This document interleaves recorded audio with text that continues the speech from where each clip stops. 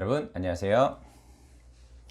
여러분 최빈생의 터닝포인터 강사 문근영입니다. 자, 제가 지난주에 어떤 교육 업체랑 컨텐츠 관련된 온라인 교육을 좀 진행을 했었던 게 있습니다. 그 주제가 무엇이었냐면 2020년 하반기에 그런 공기업 혹은 일반 사기업의 채용 트렌드에 관련해서 제가 강의를 진행을 했었는데, 제가 생각을 해보니까 우리 채널 시청자 여러분들한테도 하반기에 공공기관이나 아니면 일반 사기업들의 그런 채용 트렌드가 어떻게 될지 한번 얘기를 해드리면 하반기를 준비하시는 데 있어서 좀 도움이 되지 않을까, 이런 생각을 해서 오늘 제가 이 영상을 한번 준비를 해봤습니다. 참고로 지금 밖에는 굉장히 비가 많이 오고 있는데요, 이 영상을 시청하시는 분들이 혹시라도 수해를 입지 않도록 각별히 좀 유념을 하시고 절대 비 피해가 발생하지 않으셨으면 좋겠습니다. 자, 오늘 이제 강의 본격적으로 한번 시작을 해보도록 할게요. 오늘 강의 주제는 2020년의 하반기 채용 트렌드, 이렇게 제가 한번 준비를 해봤는데요. 이 트렌드가 크게 바뀌는 게 뭐가 있을까, 이렇게 생각을 할 수도 있을 것 같아요. 하지만 이제 전문가의 입장에서 이렇게 본다라고 치면 하반기 채용 트렌드가 생각보다 너무 빨리 바뀌고 있다 라는 그런 느낌을 저는 너무 많이 받았거든요. 그래서 하나씩 이 질문에 대한 답변을 제가 여러분들한테 해드리는 강의를 진행을 해보도록 하겠습니다. 하반기 트렌드는 제가 크게 세 가지를 말씀을 드릴 수 있을 것 같아요. 첫 번째는 이제 수시 채용 방식의 대폭 확대, 그 다음에 두 번째는 공기업도 채용 절차가 일반 사기업만큼 증가할 것이다.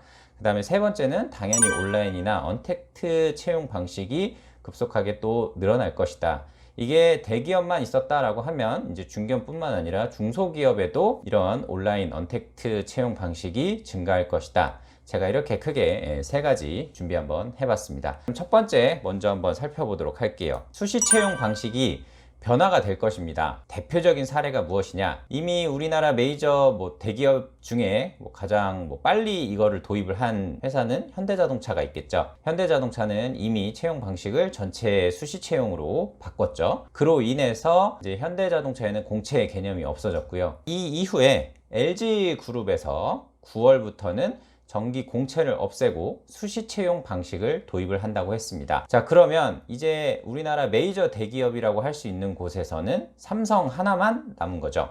삼성, 현대, LG 이 3사만 딱 놓고 봤었을 때 이제 삼성만 정기 공채 상반기랑 하반기 이 느낌이 있는 거고요. 다른 데도 이 대기업들이 수시 채용 방식으로 전환을 하게 되면 기존의 공채를 유지하던 그런 회사들도 아마 수시 채용 방식으로 바뀌지 않을까, 이렇게 생각이 됩니다. 자, 그 다음에 신입사원들을 이제 채용을 하는 데 있어서 인턴십 제도가 좀 더 활성화될 것이다. 저는 이렇게 생각을 하고 있어요. 그럴 수밖에 없는 게 인턴십을 통해서 인재를 검증을 하고 채용을 하는 그런 방식이 이제 늘어날 것이다 라는 것이죠. 수시 채용을 하는 데 있어서도 인턴십 제도를 2-3개월 정도는 기본적으로 해놓고 이 사람이 업무 역량이 제대로 된 사람이다 라고 확신이 들었을 때 이제 정규직으로 전환을 하는 그런 방식이 늘어날 것인데, 이제 그거를 확인을 하는 방식이 바로 인턴십 제도가 될 것이다.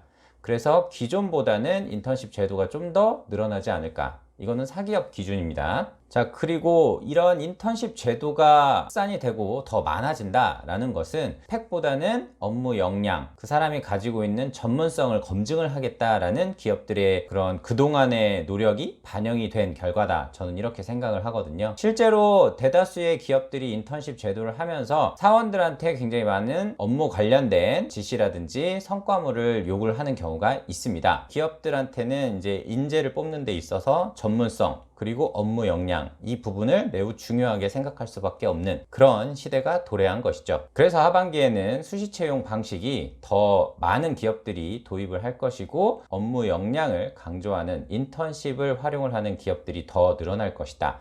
이런 게 첫 번째고요. 두 번째, 이제 공기업 쪽을 한번 살펴볼 텐데요. 공기업 같은 경우에는 이제 채용 절차가 증가할 것이다 라는 게 일반적입니다. 이미 이런 부분은 메이저 공기업이라고 하는 곳들에서 나타나고 있습니다. 저 같은 경우에는 컨설팅을 하기 때문에 공공기관 입사를 희망하시는 분들한테 최근에 채험형 인턴이든 아니면 채용형 인턴이든 굉장히 컨설팅을 많이 해드렸어요. 그런데 이전에 없었던 그런 면접 절차들이 도입되기 시작을 했습니다. 이게 이게 단순히 체험형 인턴인데도 불구하고요. 자, 살펴볼게요. 대표적으로 AI 면접을 공공기관 혹은 공기업들도 도입을 하기 시작을 했습니다. LH도 실제 AI 면접을 도입을 하고 있고, 공공기관 중에서 좀 상위단에 있는 그런 공기업들은 이미 AI 면접을 도입을 한 그런 상태이고요. 여기에 추가적으로 민원인들을 상대를 해야 되는 최근에 진행되었던 주택금융공사나 이런 데 같은 경우에는 상황 면접 이런 부분이 추가가 됐고요.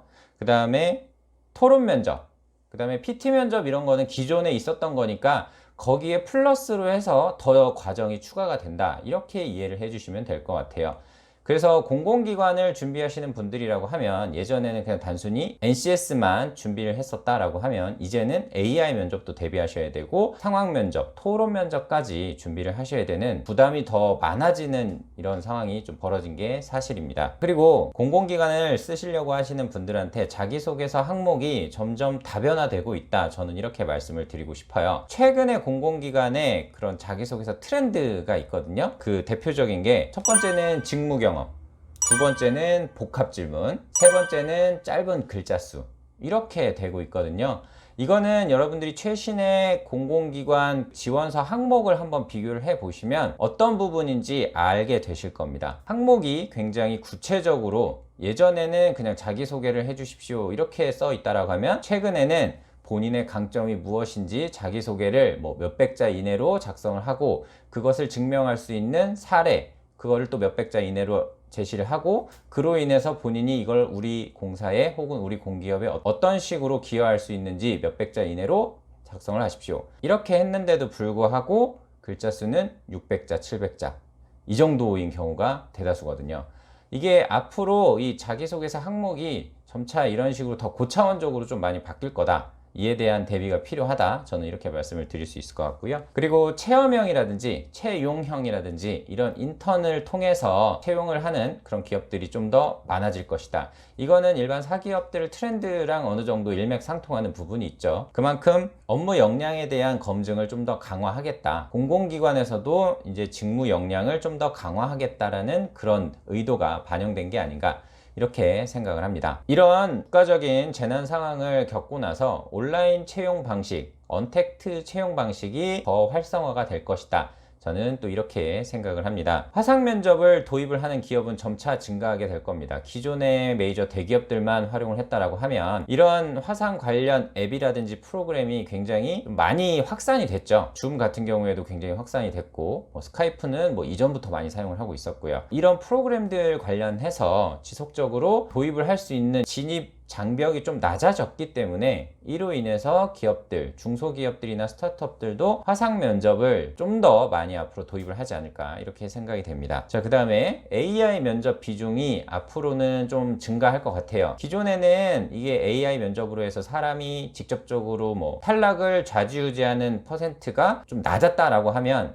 이제는 AI 면접을 통해서 지원자의 역량을 검증하는데 그 비중이 아마 좀 더 기존보다는 올라가지 않을까. 예전에 인적성 면접이 처음 도입됐을 때 그 부분이 그렇게 중요하진 않았지만 지금은 굉장히 중요한 영향을 미치는 것처럼 AI 면접도 마찬가지로 이 비중이 갈수록 증가하지 않을까. 그 배경에는 아무래도 AI 면접에 대한 그런 딥러닝 기술이 발전을 하고 인공지능 관련된 그런 기술이 발전을 하기 때문에 이런 부분도 가능하지 않을까, 이렇게 예측을 해봅니다. 마지막으로 기업이 온라인으로 채용 설명회를 하는 방식이 굉장히 증가하고 있다, 이렇게 말씀을 드릴 수 있을 것 같아요. 카카오톡의 오픈 채팅방을 이용한다라든지 자사가 운영하는 SNS 채널에서 라이브 방송을 진행을 한다라든지 아니면 유튜브를 통해서 서로 소통을 하면서 질문을 받거나 하는 그런 방식으로 진행을 하든지 앞으로 온라인 채용 설명회가 좀 더 활성화될 것이다, 저는 이렇게 생각을 해봤습니다. 자, 오늘 제가 크게 세 가지 카테고리로 말씀을 드렸는데 이 하반기 채용 트렌드가 아마 이런 방식으로 저는 갈 것 같아요.